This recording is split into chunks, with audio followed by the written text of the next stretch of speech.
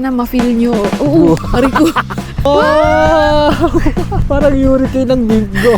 Saya, oh. Ganun ang ating experience dito. Mafe-feel mo talaga yung place kasi ako hindi tao. Ang ganda, di ba? We're under a maple tree. Bango. Tingnan nyo.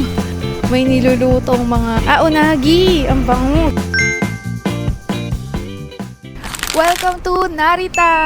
Welcome to Narita! Yes, lumipat tayo ng Narita. Sabi sa inyo, hindi pa tapos ang ating Japan trip. Kanina lang nasa Tokyo tayo, 'di ba? Ngayon, Narita. Malapit lang 'yun kasi 1 hour train ride lang from our first hotel sa Tokyo. At guys, ang Narita po ay hindi lang airport.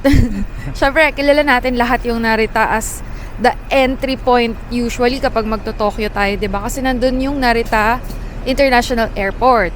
Pero we decided to stay here for 1 week. A little 8 days, no? Oh, magsa-stay kami dito for 8 days for the first time in Narita, Chiba Prefecture. Kasi alam namin hindi lang naman to airport. At saka, isa pang reason is nagtitipid kami. Ang mahal ng hotel sa Tokyo. So might as well sabi namin, labas tayong Tokyo. Mas mura sa outside. Ito nga, Narita. Tapos, syempre, explore na rin natin to. At alam nyo ba, pang 26 prefecture na namin ito na napag-stayan or talagang ginalaan, hindi lang yung parang nilandingan ng airport, okay? So, officially 26th prefecture and officially mache-check na natin ang Chiba Prefecture kasi hindi lang nadaanan yung Narita Airport na tulad dati. So, ito, magsastay talaga kami dito kaya follow along. Marami pa tayong pupuntahan dito within Narita at iba pa, no? Sa mga malapit dito din. Yes, syempre naman. Yes! So ngayon, lunch na tayo. Touchdown, Narita nga. Lunch. See you later. And tara! Tara!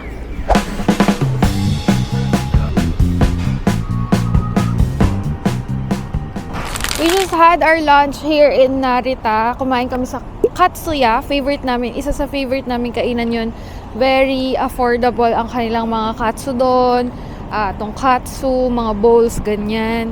Tapos, quick daan dito sa Aeon Mall or Aeon Supermarket kasi bumili na kami ng mga tubig, pati drinks namin. And commercial break. Tingnan nyo itong dadaanan namin sa taas. Whoa! Random red maple. Isa lang siya. So yun, life hack guys. Kesa bumili kayo sa konbini or sa convenience store ng mga paisa-isang tubig or mga drinks nyo, better bumili na kayo sa pinakamalapit na supermarket ng malalaki na, as in yung mga tigwa 1 liter, 2 liters, kasi sobrang mura niya compared sa kapag bibili kayo sa convenience store. Halos magka-price yung mga tagpa 500 ml sa convenience store is ka-price niya lang yung mga tig 2 liters or 1 liter sa supermarket. Okay? So, ang nagastos namin kanina sa supermarket is around 812 yen. Yes. Sobrang daming tubig tsaka inumin na yun. As in, ang bigat-bigat to. Ang bigat! Ang bigat!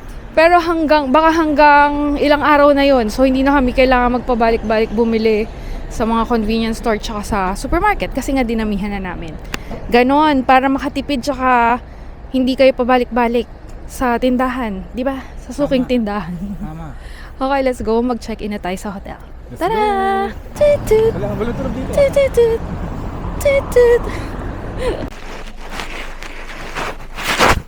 And we just checked in at one of our favorite hotels in Japan, Comfort Hotel dito sa Narita. Malapit lang siya sa JR Station. Tapos medyo may konting kalayuan ng konting lakad lang yung mga kainan, pati yung may supermarket na malapit. Pero may malapit na mga convenience store.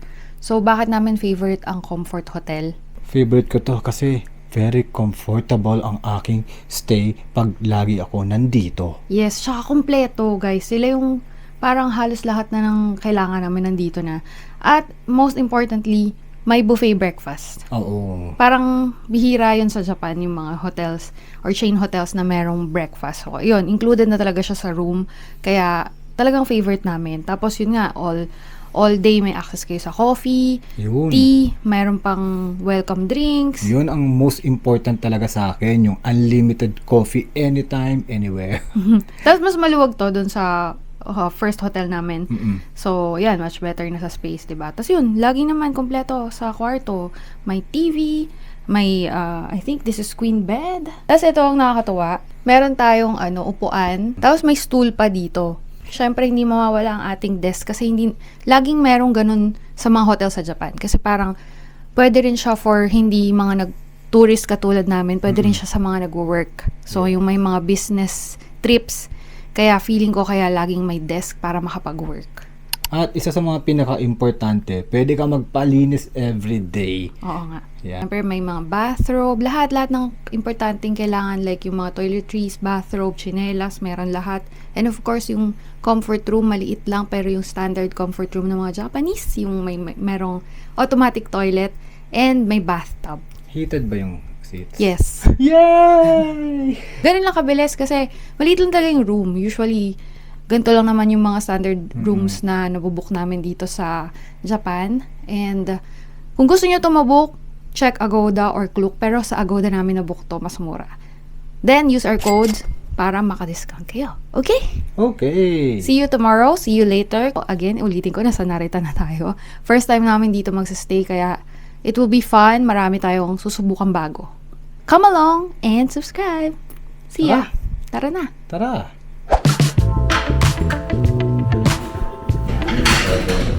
Good morning, guys. As we've said, one of the reasons why favorite namin ang Comfort Hotel is because of the buffet breakfast. So, ito na. Kain na tayo. Itadakimasu. Tapos na kami mag-breakfast sa aming hotel. At ngayon, guys, pupunta tayo sa Ibaraki. Kasi, sabi ni John, may nakita siya or may na-research siyang mga parks doon na wala daw katao-tao or konti lang yung tao.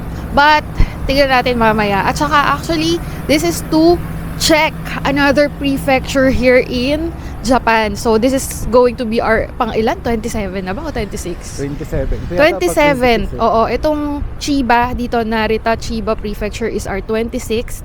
Ito ay Ibaraki naman will be the 27th prefecture. Kaya excited kami to check it out. At sana nga, maganda na yung kulayan doon tapos hindi ganun katao.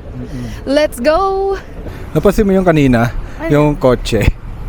Huminto talaga siya. Hindi siya nagharurot na parang makipag-kompetensya sa atin. May kipagpatintero. Nag-stop, no? Ganun dito sa Japan, guys, eh. Parang, pag nakita nilang may mukhang tatawid, kahit hindi sila sure na, tatawid ba to o hindi? Mag-aano na sila, pepreno na sila. Then, pag nakita nilang hindi ka kumilos, okay, hindi siya tatawid, diretso na siya. Pero pag nakita niyang parang, uy, tatawid siya, sige, stop ako. Then, tawid ka. Ganun ka safe. Yes!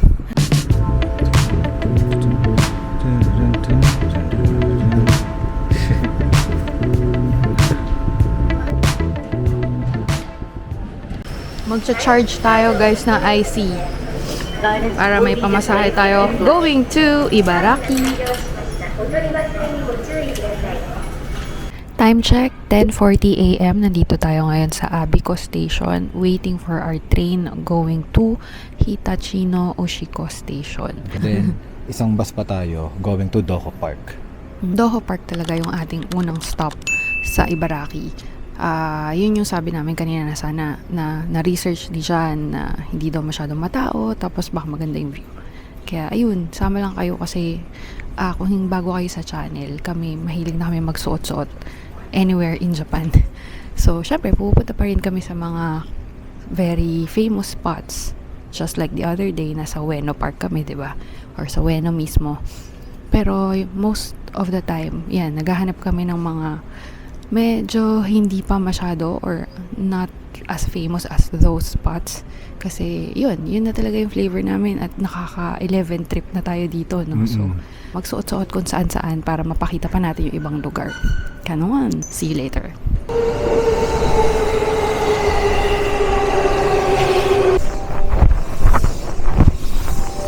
Touchdown Ibaraki and we're waiting for our bus going to Tsukuba Station. Tapos bababa kami sa Doha Park.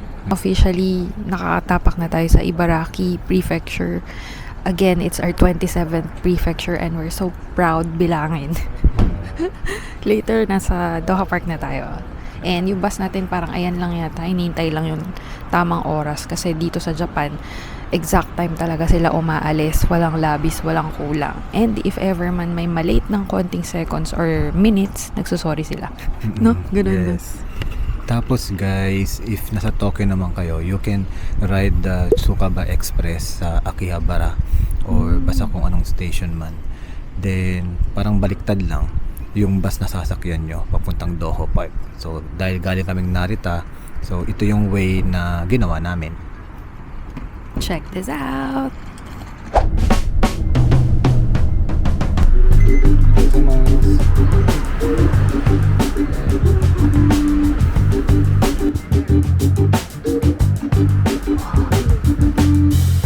Ganda.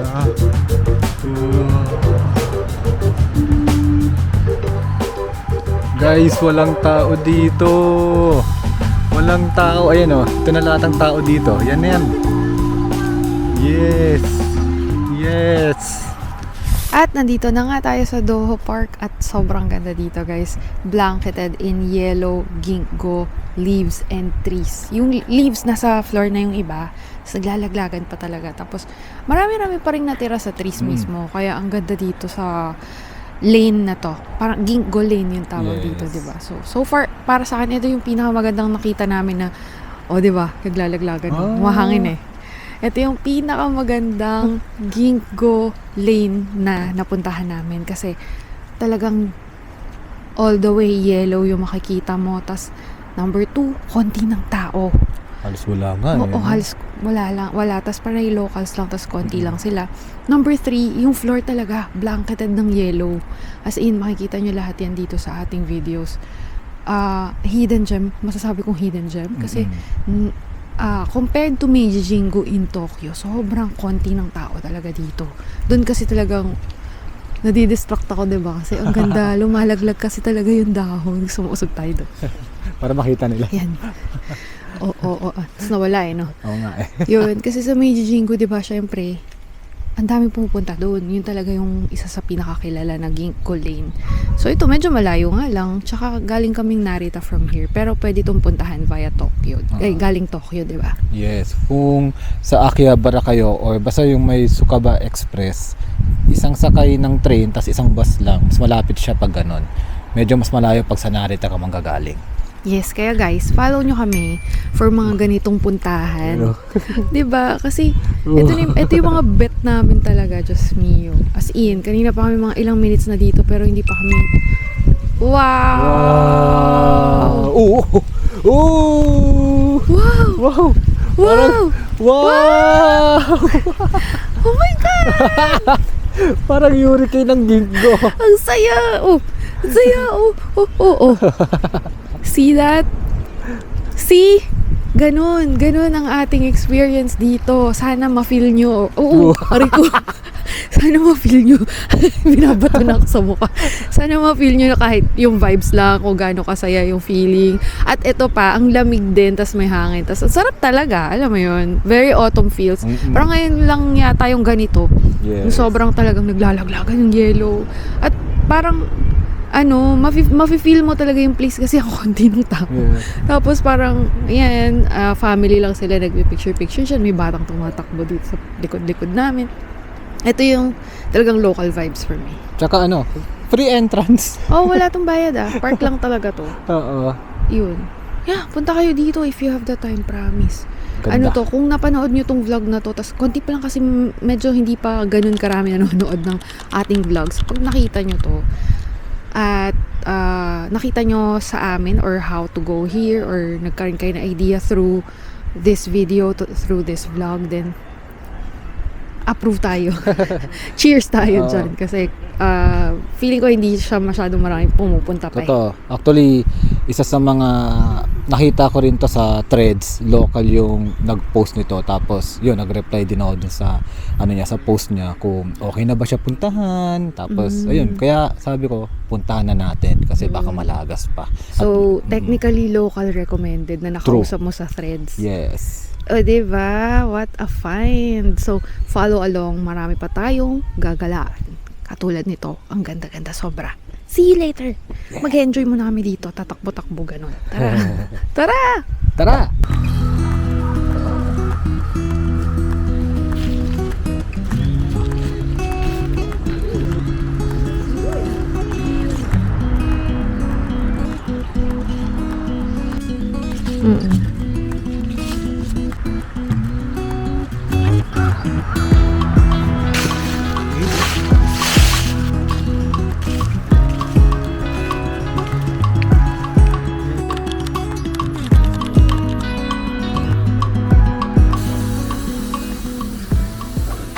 Wow!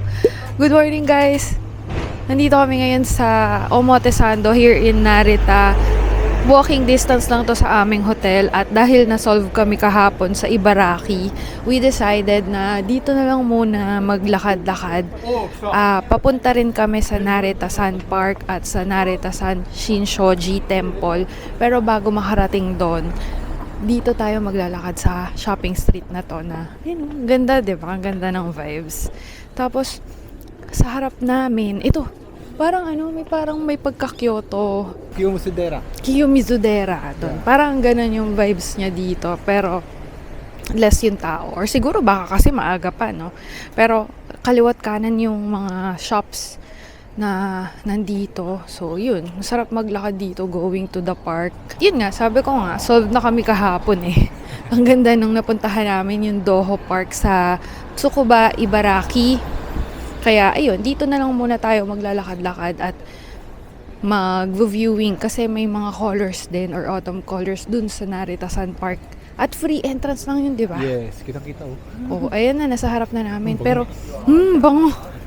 Tingnan nyo, dito sa kanan ko, may nilulutong mga yakitori ata, no? Unagi. Unagi! Ang bango, ginigrill. Ang daming makikita. Mas maganda dito kaysa dun sa unahan kanina. Medyo sarado pa yung mga tindahan doon. Dito, buhay na. Time check pala is 9:45 a.m. So, marami pang close na shop. Siguro mga 11 or 10 pa sila nag-open. Pero, yun, dito sa medyo malapit na sa Narita Sun Park mismo, halos bukas na lahat. Ay, sarap maglakad dito. Ito na, malapit na tayo sa park. Let's go! We're here at Narita Sun Park and nadaanan namin kanina yung Shinshoji Temple here in Narita Sun Park dun sa entrance banda at ang ganda ng pagoda dun, guys. Tapos dito mismo sa Narita Sun Park may mga red maple leaves na just like that one, pero parang palayo-layo siya. I mean, layo-layo, hindi siya isang linya or sama-sama in one place kasi hindi sila sabay-sabay. Tapos yung iba, nagsa-start pa lang magkaroon ng color red and orange, yellow, ganun. Hindi pa talaga sila full bloom. Siguro 1 week pa from now. Baka mas marami na ditong kulay red. Ang gaganda ng parks dito, guys. Tapos ang dami pang, most of the time, free parks lang itong mga to. Kaya, very suki kami ng mga park dito sa Japan. Kasi, unang-unang free nga. Pangalawa, mahilig lang kami parang chill-chill, maglakad-lakad, umupo. At yan, dami ng mga upuan like this. Tapos, pag may dala kayong food, pwede na kayong uminom, kumain dyan, tas tambay lang. Since wala naman kaming masyadong itinerary for today, yun lang yung gagawin namin. Maglalakad-lakad at park trip lang. Ang ganda, di ba? We're under a maple tree na red na dito sa Narita Sun Park. And guys, we will end our vlog here. Very chill lang, di ba? Pero huwag kayong aalis kasi marami pa tayong pupuntahan dito sa Japan. Kaya follow along. Pati may shopping pa. Kaya tara, sama pa kayo. Don't forget to use our codes para makatipid kayo. And subscribe para sa mga next vlogs pa and travel podcast. Okay? See you later. See you later. Tara! Bye! Tara!